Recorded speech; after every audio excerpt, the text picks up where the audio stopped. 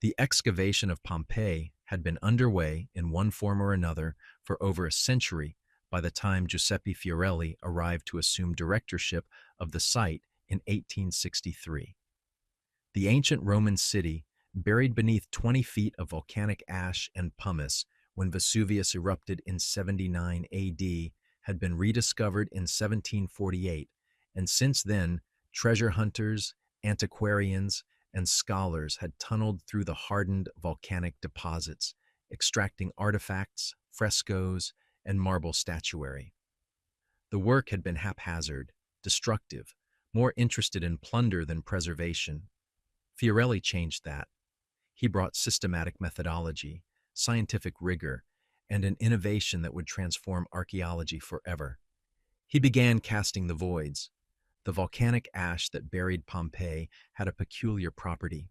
When it settled over the bodies of the dead, the citizens who had been caught in the eruption, who had died of asphyxiation or thermal shock as the pyroclastic surge swept through the streets, it hardened around them like a mold. Over centuries, the bodies decomposed, leaving hollow spaces in the ash, perfect negative impressions of human forms frozen in their final moments.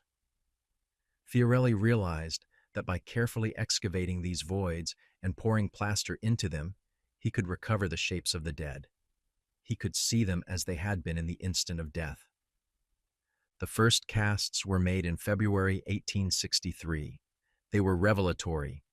The figures emerged from the plaster with horrifying clarity. Men, women, children, their faces contorted in agony, their bodies twisted in futile attempts to shield themselves from the heat and ash. The casts showed clothing, hair, even the expressions on their faces. They were not skeletons. They were people, preserved in 3 dimensions, captured at the moment the world ended. By October, Fiorelli's team had produced over 30 casts. The work was painstaking. Each void had to be identified, carefully exposed, without damaging the surrounding ash, then sealed and filled. The plaster took hours to set, and when the ash was finally chipped away, what remained was a sculpture of death, white and still and impossibly detailed. But on the morning of October 23rd, something changed. The excavation team was working in the house of the Cryptoporticus, a large villa in Region 1 of the ancient city. The house had been partially cleared in previous years, but recent work had revealed a lower level, a Cryptoporticus, or underground corridor that had been used for storage and as a cool retreat during summer months. The corridor had filled with ash during the eruption, and when the team began clearing it, they found evidence of multiple bodies. Fiorelli himself supervised the excavation. The voids were located along the western wall of the corridor, clustered together as if the people had been seeking shelter when the ash reached them. There were 13 distinct voids, arranged in a rough semicircle. Fiorelli ordered them cast simultaneously, a departure from the usual practice of casting one at a time. He wanted to preserve the spatial relationship between the figures, to see how they had positioned themselves in their final moments. The plaster was poured at dawn on the 23rd. The team worked through the morning, sealing the voids, mixing and pouring the plaster, monitoring the curing process. By afternoon, the casts were set. Fiorelli gave the order to begin removing the surrounding ash. The figures emerged slowly. Pick and brush, layer by layer, the volcanic material was cleared away. The first figure appeared intact. A man lying on his side, one arm extended as if reaching for something. Then a second figure, crouched, head down. Then a third, and a fourth. By evening, all 13 casts had been exposed. They were not like the others. The earlier casts had shown people in postures of death, collapsed, prone, twisted by pain or suffocation. But these figures were different.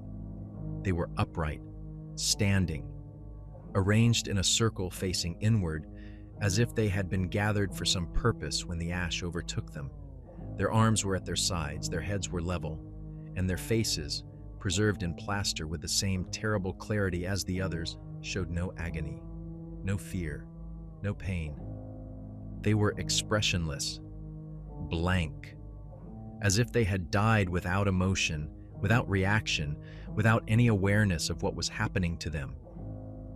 Fiorelli examined the casts closely. He noted the uniformity of posture. He noted that the figures appeared to have been adults, all roughly the same height, all positioned with precision. He noted that there were no personal effects visible in the casts. No jewelry, no coins, no household items that typically appeared in the voids. Just the bodies, arranged in their circle, empty-handed and blank-faced. He ordered the casts, photographed and documented. Then he had them moved to a storage building on the site, away from the public areas where tourists and scholars gathered to view the other casts. He did not explain why. He simply said they required further study. That night, one of the excavation workers, a local laborer named Carlo Russo, approached Fiorelli in his office. Russo said he needed to speak about the casts. He said there was something wrong with them. Fiorelli asked what he meant. Russo said the figures had been standing when they died. He said no one stands when the world is ending. He said people run, or hide, or collapse. They do not stand in circles. Fiorelli told him the posture could be explained. Perhaps they had been priests conducting a ritual. Perhaps they had been slaves bound together in some way. Perhaps they had simply been too weak or too overcome by fumes to flee. Russo shook his head. He said his family had lived in the shadow of Vesuvius for generations. He said they knew the stories. And he said there were old tales, older than the excavations, older than the rediscovery of Pompeii, about figures seen in the ruins, figures that stood in circles, figures that were not quite alive and not quite dead. Fiorelli dismissed him. He said the casts were plaster and ash, nothing more. He said Russo was letting superstition cloud his judgment. But after Russo left, Fiorelli sat alone in his office for a long time, staring at the photographs of the 13 figures. He could not explain why they disturbed him. He could not articulate what was wrong, but he felt it, a wrongness in the posture, in the faces, in the arrangement, a sense that these were not ordinary victims of the eruption, a sense that they had been waiting.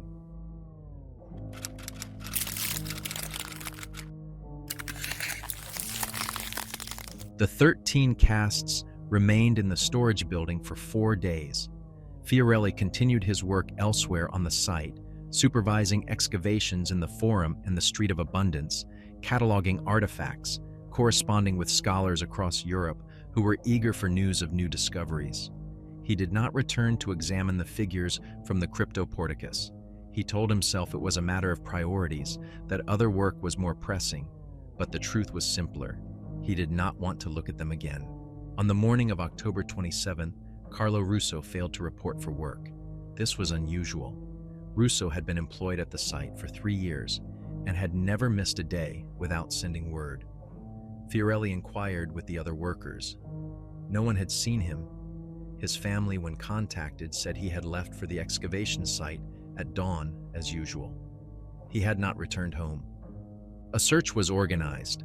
The site was not large, and the excavated areas were well defined.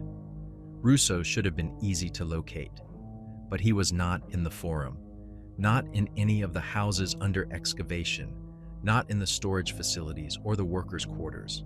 By afternoon, the search had expanded to the unexcavated sections, the areas still buried under volcanic debris, the zones marked as unstable and off-limits to personnel. At 1600 hours, Russo was found. He was in the house of the Cryptoporticus, in the underground corridor where the 13 casts had been discovered. He was standing against the western wall, in the exact position where one of the voids had been located. His back was to the wall. His arms were at his sides. His head was level, facing forward. His eyes were open but unfocused. He did not respond when his name was called. He did not move when approached. 2 workers had to physically pull him away from the wall. He resisted briefly, then went limp and allowed himself to be led to the surface. Fiorelli examined him in the site office. Russo was conscious, breathing normally, pulse steady, but he would not speak. He stared straight ahead, eyes fixed on nothing, as if looking through the walls, through the present, into some distant point that only he could see. A physician was summoned from Naples. The doctor examined Russo and found no physical injuries, no fever, no signs of stroke or seizure. He suggested catalepsy, a condition where the body becomes rigid and unresponsive, sometimes brought on by extreme shock or psychological trauma. He recommended Russo be taken home and kept under observation. But before Russo was removed from the site, he spoke, a single sentence, barely audible. "They are still standing." Fiorelli asked who was standing. Russo did not respond. His eyes remained fixed and empty. He was taken home by his family, and Fiorelli did not see him again. That night, Fiorelli returned to the storage building where the 13 casts were kept. He brought a lantern and entered alone. The building was a simple stone structure, windowless, with a single door that locked from the outside. The casts had been arranged along the walls, spaced evenly, facing inward toward the center of the room. Fiorelli set the lantern on the floor and examined the figures. They were, as he remembered, upright, expressionless, arms at their sides. The plaster was smooth and white, the details crisp. He walked around the circle, studying each face, each posture. There was no variation. 13 identical stances, 13 blank expressions. He noticed something he had not observed during the initial excavation. The positioning of the figures was not random. They were equidistant from one another, separated by exactly the same spacing, and they were all oriented toward a single point at the center of the circle. Fiorelli stood at that point and looked outward. 13 faces stared back at him, empty and watching. He felt a pressure in the air, a thickness that made breathing difficult. The temperature in the building seemed to drop, though the night was warm. And he felt something else, something he could not name. A presence, a weight, as if the room were occupied by more than just himself and the plaster figures. He picked up his lantern and left. He locked the door and did not return to the building for 3 days. On the 30th of October, a second worker went missing. This time it was a mason named Domenico Alberti, employed to repair the walls of excavated buildings. Alberti had been working alone in the House of the Faun when he disappeared. His tools were found where he had been working, arranged neatly on the ground, but Alberti was gone. He was located the following morning in the same place Russo had been found, the cryptoporticus, standing against the western wall, in the position of one of the voids. He was unresponsive, catatonic, eyes open and staring. Like Russo, he had to be physically removed from the site. Like Russo, he spoke only once before lapsing back into silence. "They want us to stand with them." Fiorelli convened an emergency meeting with his senior staff. He explained the situation. 2 workers found in a catatonic state, both in the same location, both exhibiting identical symptoms. He asked for theories. One archaeologist suggested carbon dioxide poisoning from underground vents, a known hazard in volcanic regions.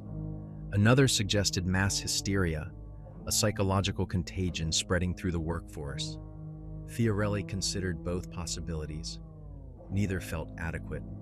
He ordered the cryptoporticus sealed. No one was to enter the corridor without his explicit permission. He also ordered the storage building locked and placed under guard. The 13 casts were not to be moved, not to be examined, not to be discussed. But on the night of November 2nd, the guard assigned to the storage building reported something unusual. He said he had heard sounds coming from inside the building. Not voices, not footsteps, just a low, rhythmic vibration, like the hum of distant machinery or the breathing of something very large. The guard had pressed his ear to the door and listened.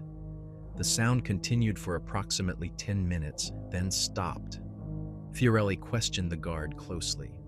The man was sober, reliable, not given to imagination. He insisted he had heard something. Fiorelli dismissed him and went to the storage building himself. He unlocked the door and entered with a lantern.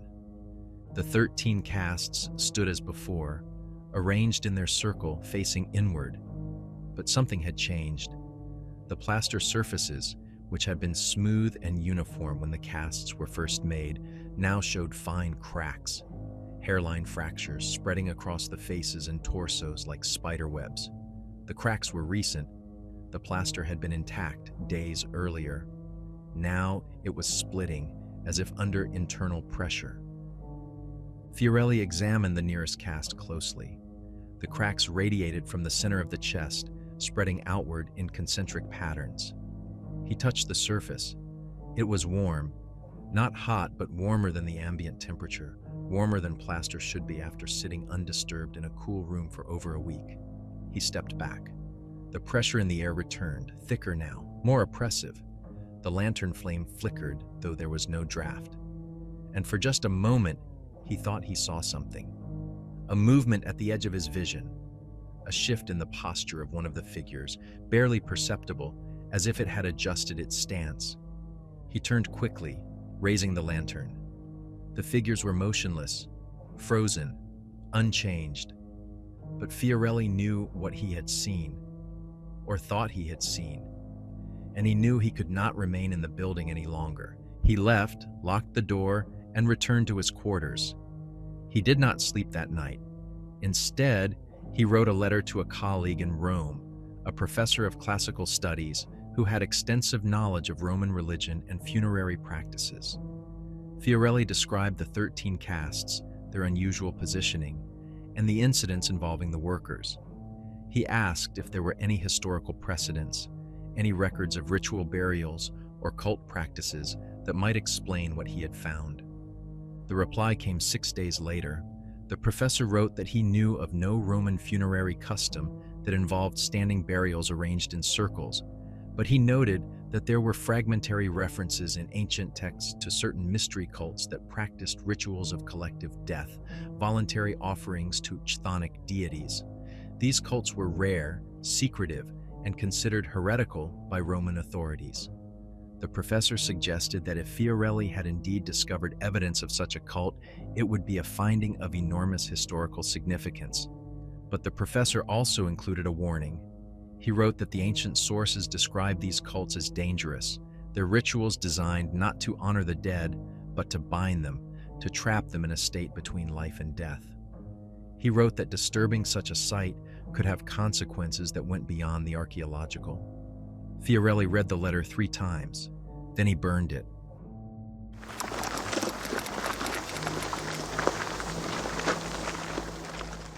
The cracks in the plaster casts continued to spread. By November 5th, every one of the 13 figures showed extensive fracturing, the surfaces webbed with fissures that seemed to deepen each day. Fiorelli documented the deterioration photographically, though he could not explain it. Plaster casts from other sites at Pompeii remained stable for years. These were disintegrating in a matter of weeks. He consulted with engineers and chemists in Naples. They suggested that the plaster mixture might have been contaminated, or that moisture was trapped within the casts, expanding and contracting with temperature changes. But analysis of the plaster showed nothing unusual, and the storage building was dry, well ventilated, with stable temperatures. There was no environmental reason for the deterioration. On November 7th, a third worker collapsed. This time it happened in full view of other laborers. The man, a young excavator named Vittorio Conti, had been clearing debris from a street in Region 6 when he suddenly stopped working, stood upright, and turned to face south, toward the house of the Cryptoporticus. He remained motionless for approximately 30 seconds. Then he began walking. The other workers called to him. He did not respond. He walked with mechanical precision, eyes fixed ahead, crossing the excavated streets and climbing over partially cleared walls, moving in a straight line toward the cryptoporticus. Several workers followed him, attempting to intervene. He ignored them.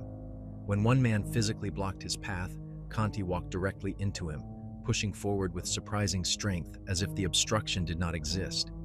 He reached the cryptoporticus and descended into the corridor. By the time the workers caught up to him, he was standing against the western wall in one of the void positions. His arms were at his sides. His face was blank. His eyes were open but unseeing. Fiorelli was summoned immediately. When he arrived, Conti was still standing in position. Fiorelli approached him carefully, spoke his name, waved a hand in front of his face. No response. Conti's pulse was slow but steady. His breathing was shallow. He showed no reaction to external stimuli. Fiorelli ordered him removed from the site and taken to a hospital in Naples. But as the workers attempted to lift him, Conti spoke. His voice was flat, emotionless, as if reading from a script. 13 stood when the ash came. 13 stand still. 13 wait for the circle to close. Then he collapsed. He was carried out unconscious and did not wake for 3 days. That evening, Fiorelli returned to the storage building. He brought 2 of his most trusted staff members, an archaeologist named Paolo Marchetti and a draftsman named Giulio Rossi. He told them about the deteriorating casts, about the workers, about the pattern that was emerging. He said he needed witnesses. He needed others to see what he was seeing so that he would know he was not losing his mind. They entered the building together. The 13 casts stood in their circle, the plaster now so badly fractured that pieces had begun to fall away, exposing the hollow interiors where the bodies had been. But the figures remained upright, held together by some internal cohesion that should not have existed. Marchetti examined one of the casts closely. He noted that the fractures were not random. They followed lines, patterns, almost like script or symbols carved into the surface from within. He sketched several of the patterns and said he would research them, see if they matched any known writing systems. Rossi walked to the center of the circle and stood where Fiorelli had stood days earlier. He looked outward at the 13 faces. He said the positioning was too precise to be accidental. He said it looked like something designed, something intentional. He asked Fiorelli if he thought the figures had arranged themselves deliberately before the ash arrived. Fiorelli said he did not know, but he said the spacing was exact, the orientations were identical, and the expressions suggested they had not been fleeing. They had been waiting. Marchetti asked what they had been waiting for. Fiorelli did not answer. As they prepared to leave, Rossi noticed something. One of the casts, the figure at the northernmost point of the circle, had changed position. Its right arm, which had been at its side in all previous photographs and observations, was now extended slightly forward, as if reaching toward the center of the circle. Fiorelli examined the figure. The arm was definitely raised. He checked his photographs from 3 days earlier. In those images, the arm was down. He asked Marchetti and Rossi if they had moved it. Both denied touching the casts. The guard outside confirmed that no one had entered the building since the previous night. The 3 men stood in silence, staring at the figure. Then Marchetti said quietly that they should leave. He said they should seal the building, destroy the casts, and never speak of them again. He said whatever they had uncovered in the cryptoporticus was not archaeology. It was something else. Fiorelli agreed. But he said they could not destroy the casts without documentation, without understanding what they were.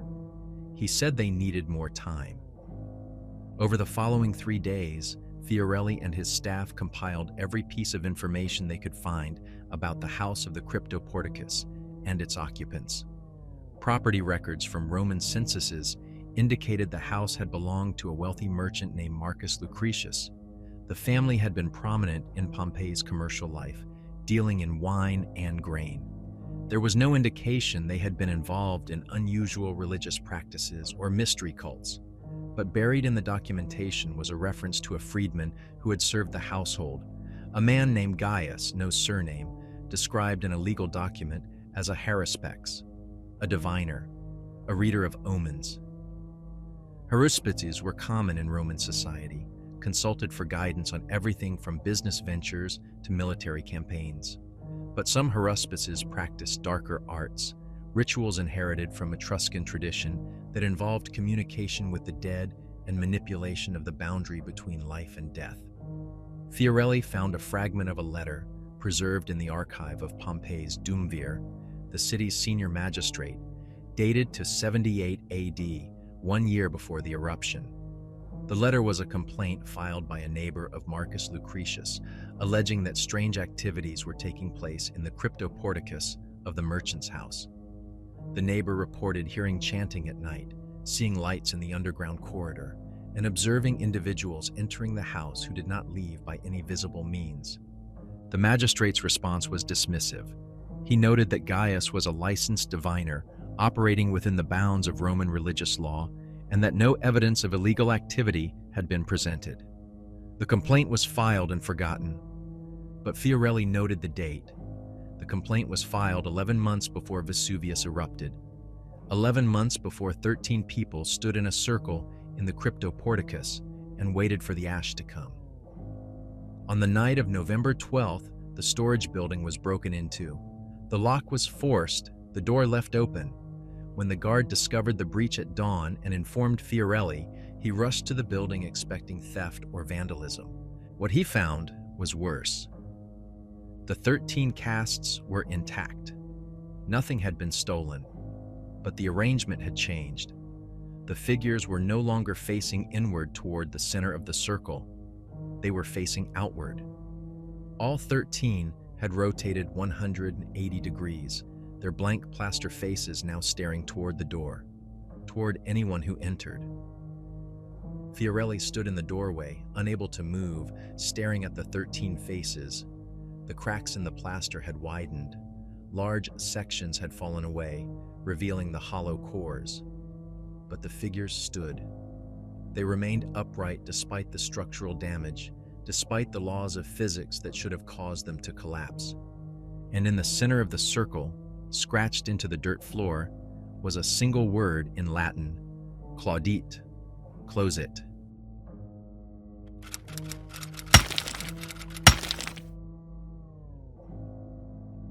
Fiorelli ordered the excavation site closed. He told the workers there was structural instability, that several buildings were at risk of collapse and needed to be reinforced before work could continue. The workers were sent home with pay. The site was locked, guarded, empty. Only Fiorelli remained. He spent November 13th alone in the ruins, walking the streets, examining the houses, searching for answers. He returned repeatedly to the house of the cryptoporticus, descending into the underground corridor, standing in the places where the voids had been. He measured the positions. He sketched the layout. He tried to understand what had happened in this place 18 centuries ago. The corridor was approximately 40 feet long, 10 feet wide, with a vaulted ceiling that had partially collapsed during the eruption. The western wall, where the 13 voids had been located, showed evidence of deliberate modification. The stone had been carved with shallow recesses, 13 of them evenly spaced, each wide enough and deep enough to accommodate a standing human figure. The recesses had been difficult to identify during the initial excavation because they were filled with compacted ash. But now, with the ash removed and the voids cast, the pattern was clear. The 13 people had not been caught by surprise when the ash came. They had positioned themselves deliberately, each standing in a prepared recess, facing inward toward the center of the corridor. They had been waiting for the eruption. They had been ready for it. Fiorelli found additional evidence scratched into the stone floor near the center of the corridor. Symbols, not Latin script, but something older, cruder. Lines and circles and angular shapes that resembled no writing system he recognized. He copied them into his journal, though he did not know what they meant. That afternoon, he received a visitor, a priest from Naples, Father Emilio Torelli, who had heard about the unusual discoveries at Pompeii through ecclesiastical channels. Torelli was not an ordinary priest. He was a scholar, trained in theology and classical languages, and he had spent years studying the syncretic religions of the ancient Mediterranean, the cults that blended Roman, Greek, Etruscan, and Eastern traditions into heterodox practices that the Church considered heretical even centuries after they had vanished. Torelli asked to see the casts. Fiorelli was reluctant, but he needed someone who might understand what he had found. He took the priest to the storage building. They entered together. The 13 figures stood as they had been the previous day, facing outward, staring at the door. Sections of plaster had continued to fall away, and several of the faces were now partially hollow, empty eye sockets and gaping mouths, revealing nothing inside. But they stood. Impossibly, they stood. Torelli walked the circle slowly, examining each figure. He noted the uniformity of posture. He studied the symbols in Fiorelli's journal. He asked about the cryptoporticus, about the recesses in the wall, about the history of the house and its occupants. Fiorelli told him everything. When Torelli finally spoke, his voice was quiet and strained.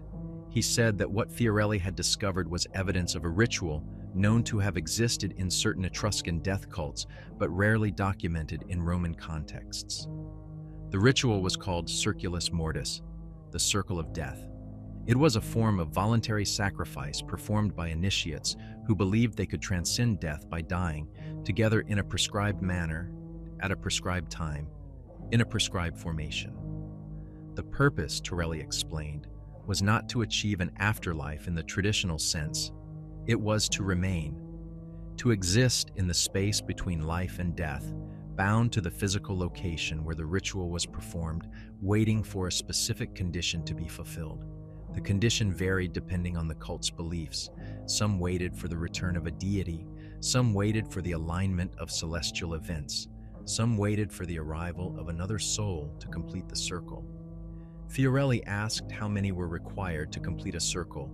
Torelli said it depended on the ritual, but most accounts described circles of 13, 12 initiates, and 1 leader. The leader was always the last to join, the one who closed the circle and activated the binding. Fiorelli felt cold. He said 13 figures had been found in the cryptoporticus. 13 casts had been made. The circle was complete.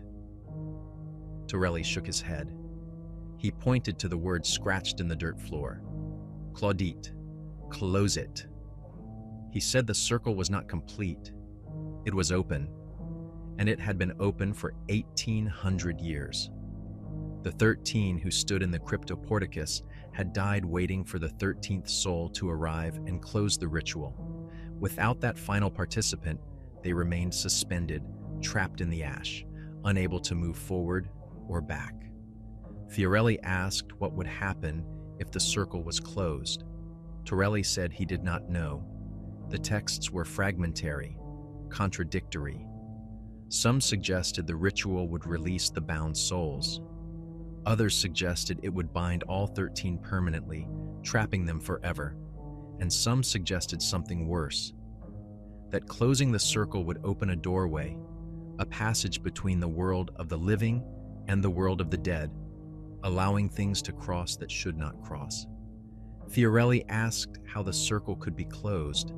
Torelli said it required a living person to stand in the center of the circle and willingly accept the binding, to become the 13th, to join the dead and complete what they had begun. Fiorelli said that was insane. No one would do that. No one would voluntarily walk into such a fate.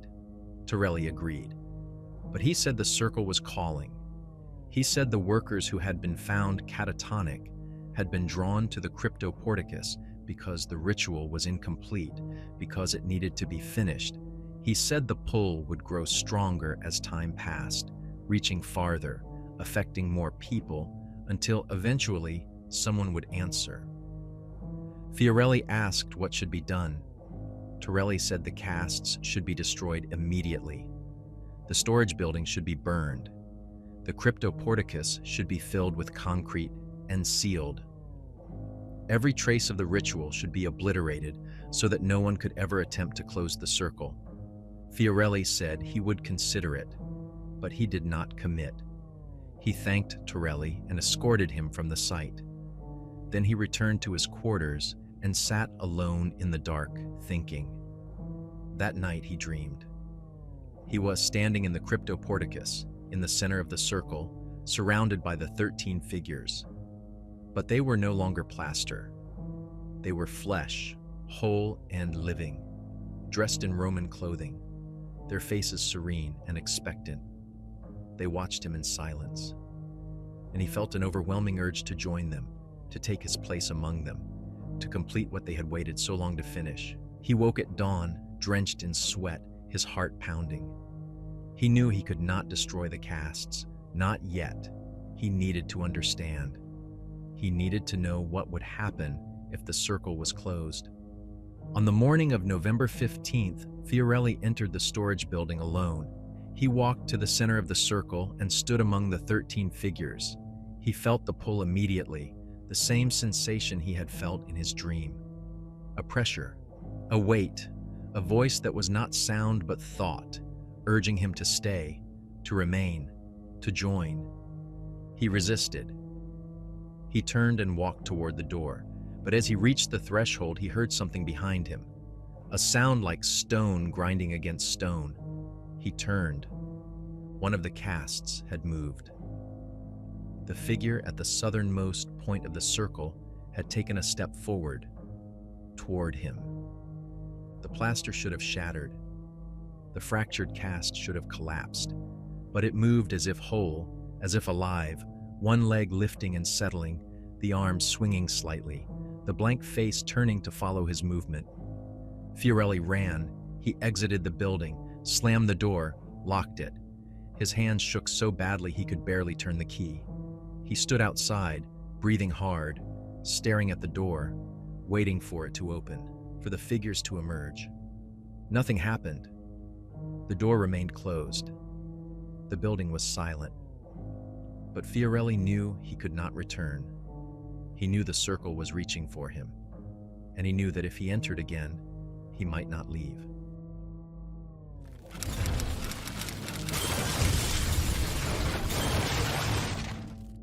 Fiorelli made his decision. The casts would be destroyed. He sent word to Naples requesting demolition materials, hammers, chisels, sledges. He drafted a report for the Ministry of Education explaining that the casts from the cryptoporticus had been compromised by structural defects in the plaster and posed a safety hazard. They would be broken down and the material disposed of. New casts could be attempted at a later date using improved techniques. The report was a lie, but a necessary one. He could not explain the truth. No one would believe it. And even if they did, the attention it would draw, scholars, journalists, curiosity seekers, would be worse than silence. The demolition was scheduled for the morning of November 17th, but on the night of the 16th, something happened that changed everything.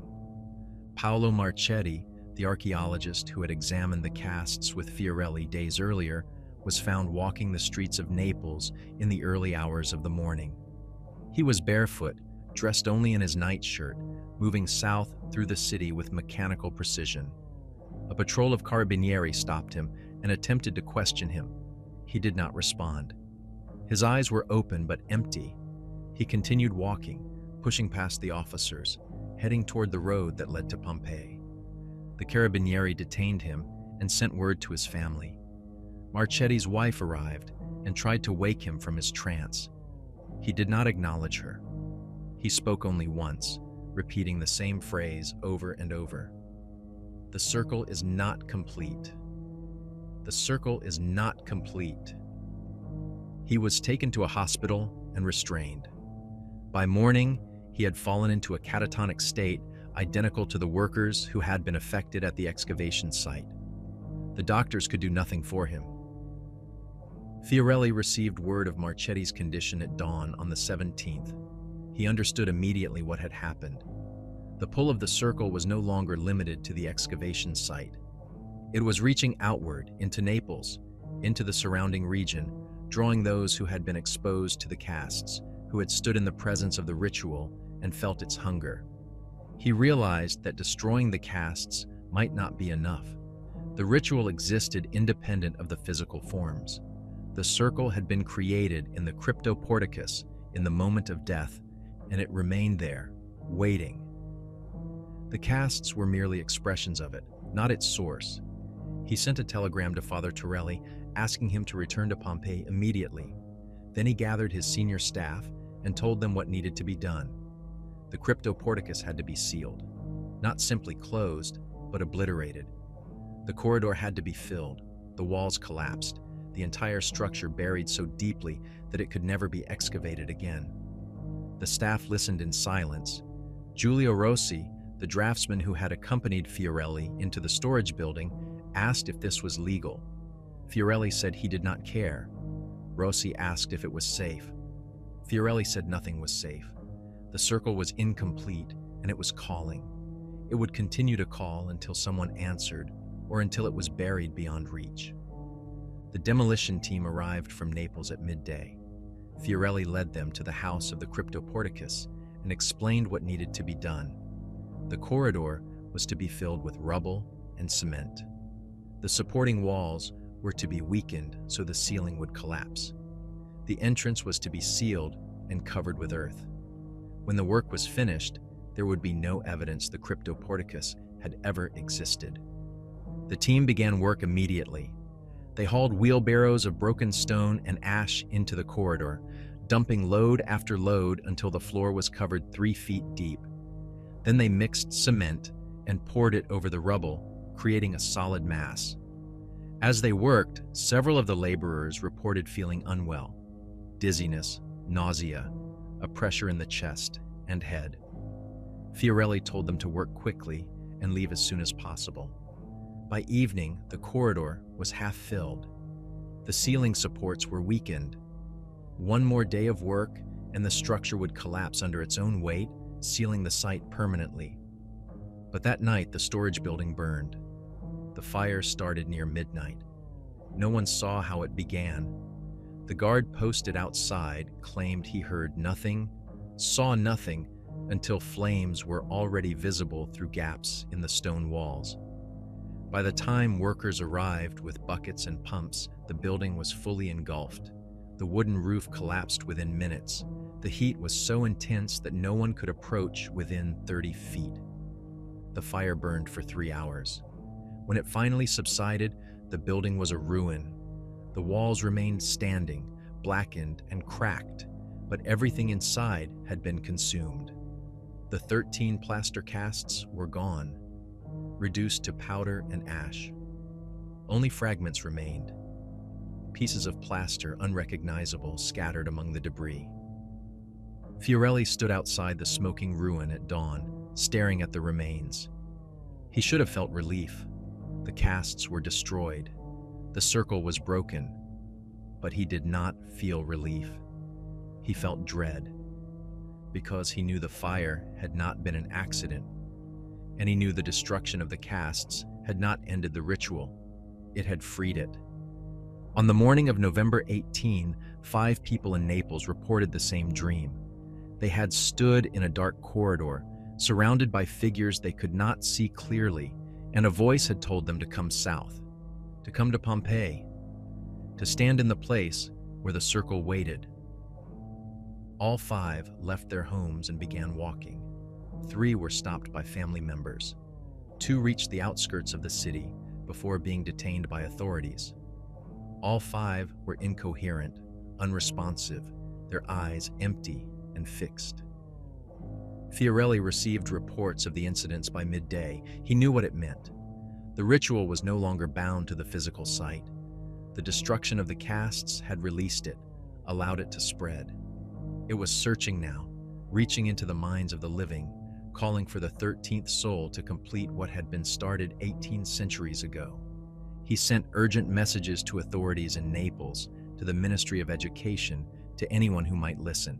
He explained that people were being affected by something originating from the Pompeii excavation that they were being drawn to the site and that measures needed to be taken to prevent them from reaching it. His messages were met with skepticism. Officials assumed he was describing some form of mass hysteria or contagious madness. They promised to investigate, but took no immediate action. Father Torelli arrived at Pompeii that afternoon. He had come as quickly as he could after receiving Fiorelli's telegram. Fiorelli took him to the ruins of the storage building, to the sealed cryptoporticus, and explained everything that had happened. The fire, the dreams, the people in Naples being drawn south. Torelli listened without interruption. Then he asked to see the cryptoporticus. Fiorelli said it was sealed, that the corridor had been filled and the entrance blocked. Torelli said he needed to see it anyway. He said the ritual was still active, still calling, and that meant the site remained open despite the physical barriers. They descended into the house of the cryptoporticus and found the entrance to the corridor. The doorway had been bricked up, the stones mortared in place. But as they approached, both men felt it. A vibration in the air. A pressure that made their ears ring and their vision blur. And from behind the sealed entrance, faintly but unmistakably, they heard sound. Chanting, low voices speaking in unison, words in a language neither man recognized. The voices were not loud, but they resonated, echoing as if coming from a vast space rather than a filled corridor. Torelli placed his hand on the bricks. He said the ritual was still active. He said the 13 were still there, waiting, and that the physical sealing of the site meant nothing to them. He said the only way to stop the calling was to complete the ritual or to break it permanently through exorcism and consecration. Fiorelli asked which was safer. Torelli said neither was safe. But he said attempting exorcism without understanding the full nature of the ritual could make things worse. He said the circle might resist, might lash out, might pull the living into itself to defend against destruction. Fiorelli asked what would happen if they did nothing. Torelli said the calling would continue. More people would be affected. Eventually, someone would reach the site. And when they did, when they stood in the place where the circle waited, the ritual would complete itself. The 13th would join the 13, and whatever had been bound for 1800 years would be released. Fiorelli looked at the sealed doorway. He could still hear the chanting, faint and distant and impossibly present. He asked Torelli how long they had. Torelli said he did not know. Days, weeks, but not long. They left the cryptoporticus and returned to the surface. And as they walked through the ruins toward the site entrance, Fiorelli felt something he had not felt before. A certainty, a knowledge that had settled into his mind without conscious thought. The 13th was already coming, and there was nothing he could do to stop it.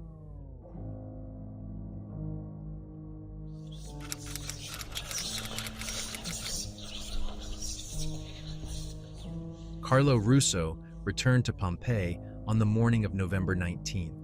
He had not been seen since his collapse 3 weeks earlier. His family had kept him confined to his home in a village outside Naples, watched over by relatives who prevented him from leaving. But on the night of the 18th, he had walked out of the house while everyone slept, traveling on foot through the darkness, moving south with unwavering purpose. He arrived at the excavation site at dawn. The guards at the entrance recognized him and tried to turn him away. Russo did not speak. He did not acknowledge them. He walked past them as if they were not there, moving with the same mechanical precision the other affected workers had shown, heading directly toward the house of the cryptoporticus. Fiorelli was notified immediately. He ran from his quarters to intercept Russo, reaching the cryptoporticus entrance just as Russo arrived. Russo stood before the sealed doorway, staring at the mortared bricks, his face expressionless. Fiorelli called his name. No response. He stepped in front of him, blocking his path.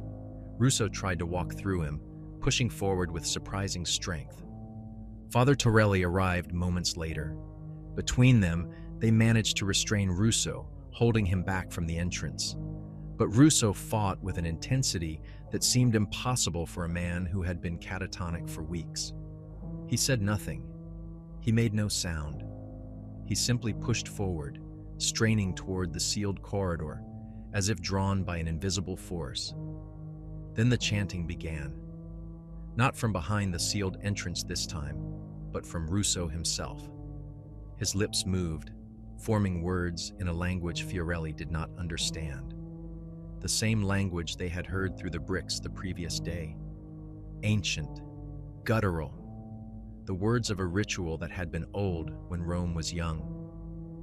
Torelli began to pray in Latin, speaking the words of exorcism, attempting to break whatever force had taken hold of Russo. But Russo's chanting grew louder, drowning out the priest's voice. And as he chanted, the sealed entrance began to change. The mortar between the bricks started to crack. Fine lines appeared, spreading across the surface like frost on glass. The bricks themselves seemed to shift, loosening, as if the wall were being pushed from the other side. Fiorelli could feel vibrations in the ground beneath his feet, a rhythmic pulsing that matched the cadence of Russo's chanting. Torelli shouted for help.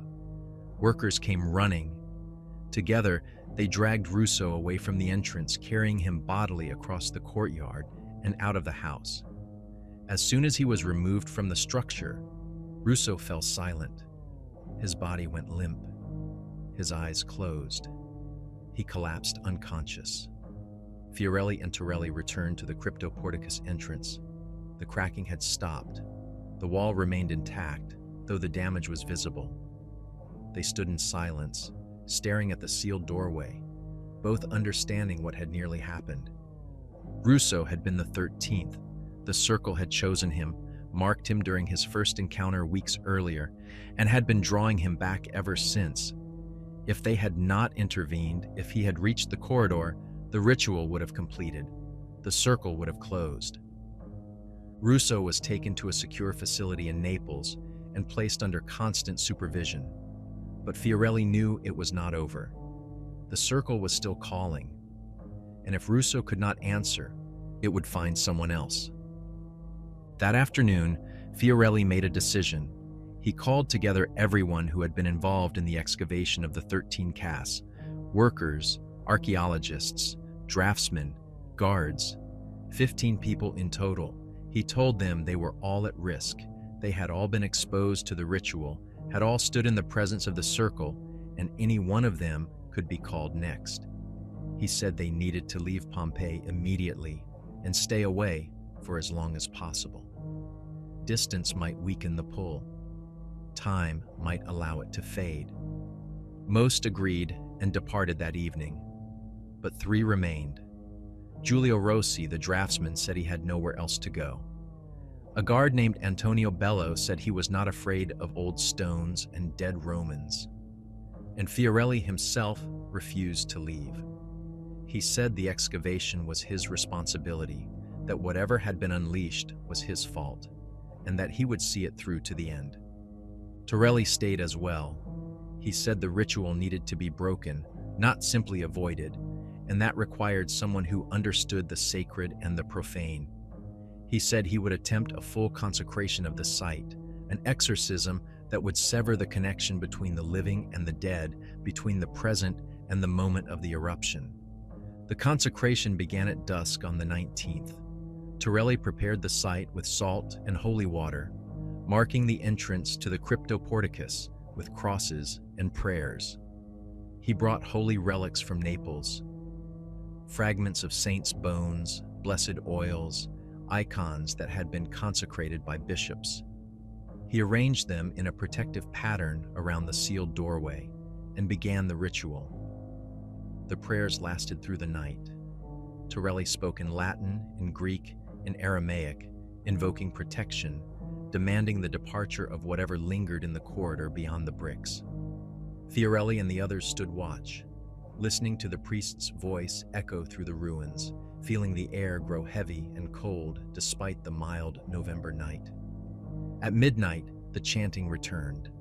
Not from Russo this time, but from the cryptoporticus itself. The voices came through the sealed wall, 13 voices speaking in perfect unison, responding to Torelli's prayers with their own invocations. The language was the same as before, ancient and harsh, but now it carried weight, power, a resonance that made the ground tremble and the walls shake. Torelli did not stop. He raised his voice, speaking faster, more urgently, demanding release, demanding peace, demanding that the dead accept their fate and cease their waiting. The chanting from behind the wall grew louder. The cracks in the mortar widened. One brick fell loose, then another, crashing to the ground and shattering. Then the voices stopped. The chanting ceased abruptly, mid-phrase, leaving a silence so complete it felt like physical pressure. Torelli lowered his hands. He looked at the sealed entrance. The bricks that remained in place were intact. The cracks had stopped spreading. He turned to Fiorelli and said it was done. The ritual had been broken. The connection had been severed. The circle would no longer call. But Fiorelli was not looking at the priest. He was looking past him, toward the entrance of the house of the cryptoporticus, where a figure stood in shadow. It was Giulio Rossi, but his posture was wrong. His stance was too rigid, his arms at his sides, his head level. His eyes were open but empty, staring at nothing, and he was walking. Not toward the sealed entrance, but toward Father Torelli. Torelli turned and saw him. He raised his hand, beginning to speak a prayer of protection. But Rossi moved faster than should have been possible. He crossed the courtyard in seconds, his movement fluid and unnatural, and struck the priest with force that sent him sprawling to the ground. Antonio Bello, the guard, rushed forward to intervene. Rossi turned and struck him as well, a single blow that dropped the man unconscious. Then Rossi walked to the sealed entrance and placed his hands on the remaining bricks. The wall collapsed, not gradually, but instantly, as if the mortar and stone had lost all cohesion. The bricks fell inward, tumbling into the corridor beyond, and the opening was revealed. The corridor should have been filled with rubble and cement. The team had dumped tons of material into it, had poured concrete to create a solid mass. But the corridor was empty, clear. The rubble was gone, the cement vanished, as if the work had never been done. And, at the far end of the corridor, illuminated by moonlight that should not have reached so deep underground, stood the 13 recesses in the western wall. 12 were occupied. 12 figures stood in shadow, their forms indistinct but present, waiting in the positions they had held for 18 centuries. The 13th recess was empty. Rossi walked into the corridor. Fiorelli shouted his name, tried to reach him, but his legs would not move. He felt paralyzed, held in place by the same force that propelled Rossi forward. He could only watch as the draftsman crossed the corridor and stepped into the 13th recess, turning to face inward, his arms settling at his sides, his face going blank. The moment Rossi took his position, the chanting resumed. All 13 voices together, speaking words that seemed to vibrate in Fiorelli's bones. The air grew thick, heavy, charged with energy that made his skin prickle and his vision blur, and the 12 shadowy figures in the other recesses began to solidify. They were not plaster, they were not ash, they were flesh, whole, alive. Dressed in Roman clothing, their faces serene and ancient, their eyes open and aware. They stood as they had stood in 79 AD, as they had stood every day since, waiting for the circle to close. And now, it had. The 13th had arrived. The ritual was complete, and the circle began to turn.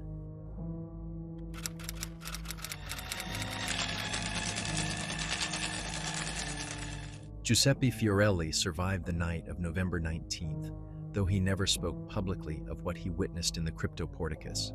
When consciousness returned to him, he could not say how much time had passed. He found himself lying in the courtyard of the house of the Cryptoporticus with Father Torelli beside him. Antonio Bello, the guard, was unconscious but breathing. The entrance to the corridor was sealed again, not with bricks this time, but with something else. A darkness. A solid wall of shadow that repelled light and touch, that existed in the physical space but was not physical.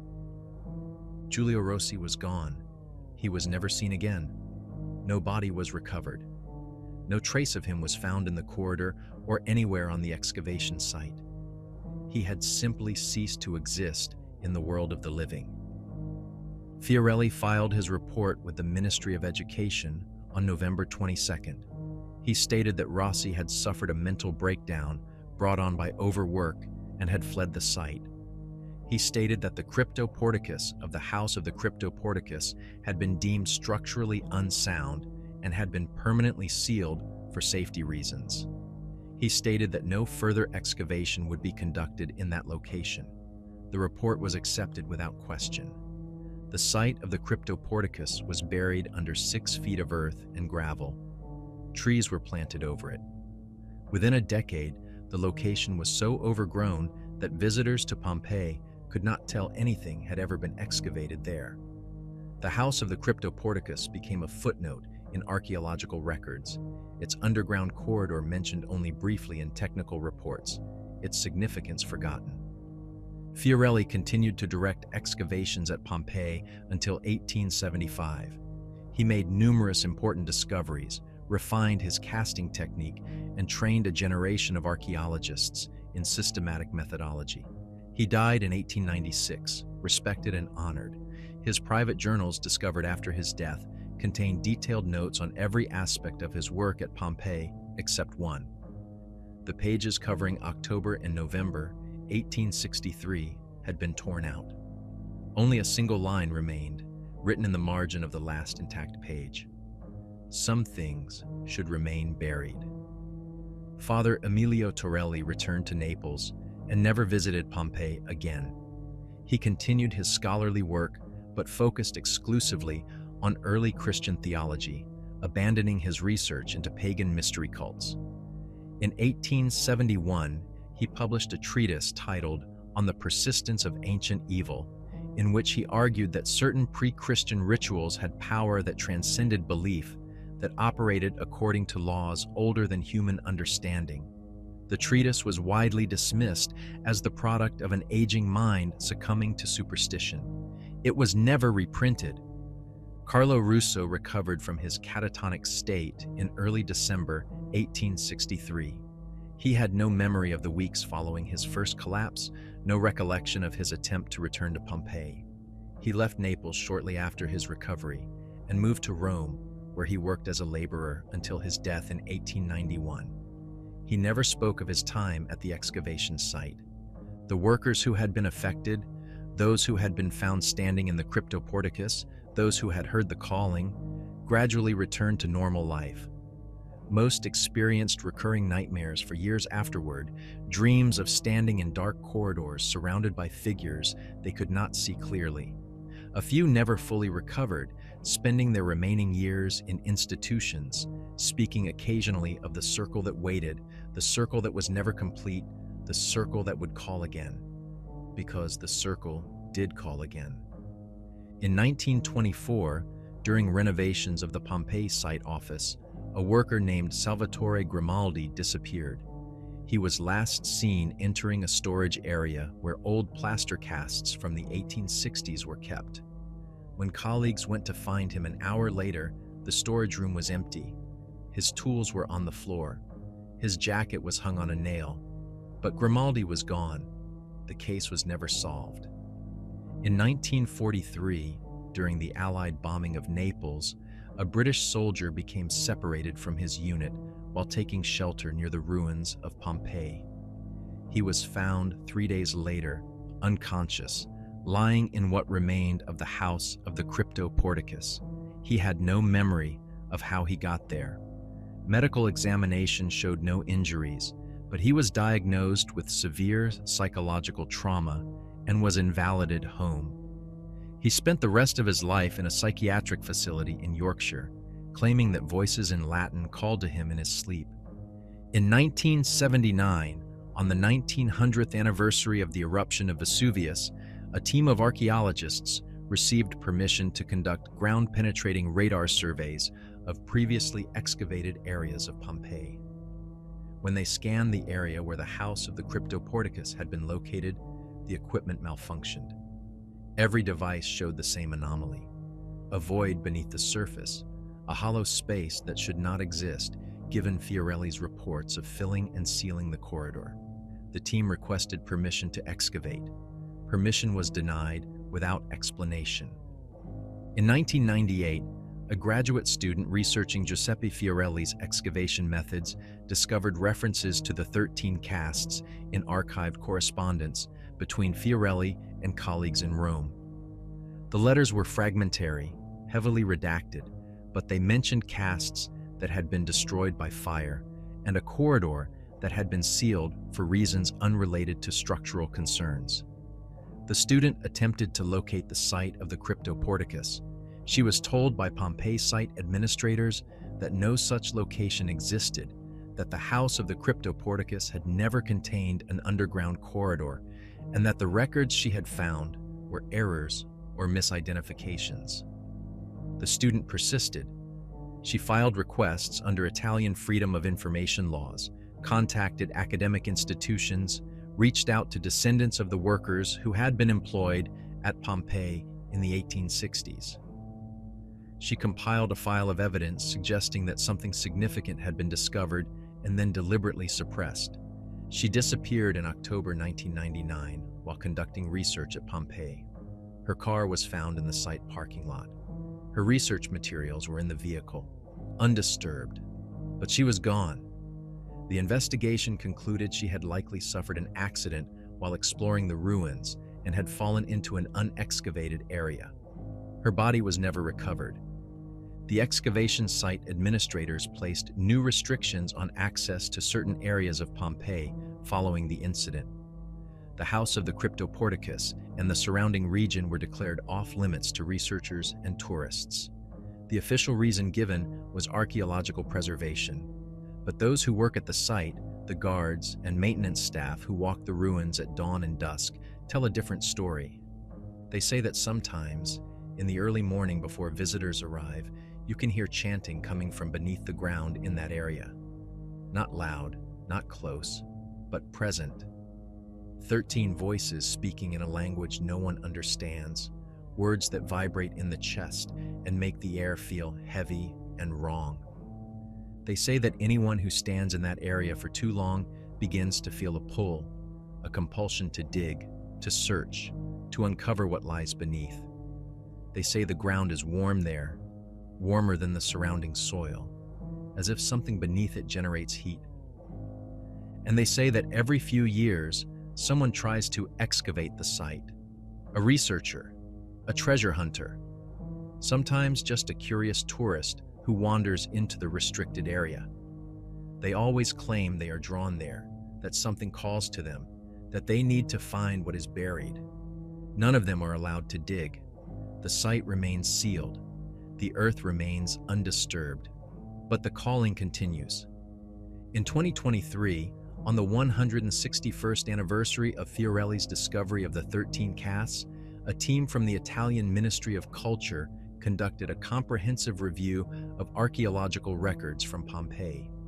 As part of that review, they examined the restricted areas and attempted to determine why certain locations remained off-limits despite decades of requests for access. When they surveyed the area where the house of the Cryptoporticus had been, their equipment recorded the same anomaly that had appeared in 1979. A void beneath the surface, a hollow space approximately 40 feet long and 10 feet wide. The void appeared on ground-penetrating radar, on seismic surveys, on every technological method of detection. But when they excavated a test trench to a depth of 8 feet, well above where the corridor should have been located, they found nothing. No void, no corridor, just compacted volcanic ash and soil, undisturbed for 2 millennia. The void exists in the readings, but it does not exist in the ground. It is there and not there, present and absent, waiting in a space that is neither fully buried nor fully real. The Ministry of Culture closed the investigation. The area remains restricted. No further excavation is planned, and the official position of the Italian government is that the House of the Cryptoporticus never contained an underground corridor, that Giuseppe Fiorelli's reports were incomplete or inaccurate, and that the stories of 13 standing figures and a ritual circle are folklore with no historical basis. But in the archives of the University of Naples, in a climate-controlled storage facility accessible only to senior researchers, there is a folder marked Pompeii 1863, restricted. The folder contains the surviving photographs of the 13 plaster casts taken before the fire that destroyed them. The photographs show 13 upright figures standing in a circle, faces blank and expressionless. And in the most recent photograph, taken on the day before the fire, there is something visible that does not appear in earlier images. In the center of the circle, faint but unmistakable, is a 14th figure. It appears as a shadow, an outline, barely visible against the dirt floor, but it is there. And it is standing in the position where Giulio Rossi would stand 3 days later. The photograph has been examined by multiple experts. All agree it shows a figure that should not be present. None can explain how it appeared. The image was captured by a camera that documented only what existed in physical space. But the figure was there, waiting. The circle is closed. The 13th joined the 13. And what was bound in ash and stone and death for 18 centuries remains bound still, trapped in the moment between the living and the dead, between the world and whatever lies beyond. The calling has stopped. No one has reported hearing the chanting since November 1863. No one has disappeared from the site since 1999. The ritual is complete. The circle is sealed. But those who know the full story, those who have access to the restricted archives and the suppressed reports, say the silence is not peace. They say it is waiting. They say the circle is closed, but not finished. They say that what was summoned by 13 souls standing together in death has not departed. It has only been contained. And they say that containment is not permanent. That volcanic ash remembers. That stone remembers. That the earth beneath Pompeii is saturated with death and violence and power that accumulated over centuries and was given form in a single moment when the mountain spoke and the city died.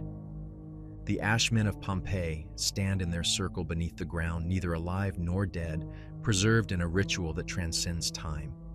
13 figures holding a doorway closed or open. The scholars cannot agree, but all agree on one thing. If the circle is ever broken, if the 13th is ever released, the doorway will open fully. And what waits on the other side? What has waited since the ash fell and the city was buried and the ritual was enacted in darkness and fire, will finally be free to cross. Vesuvius still stands. The ash still covers Pompeii. And beneath it all, in a corridor that exists and does not exist, 13 figures remain, standing, watching, waiting. The circle endures.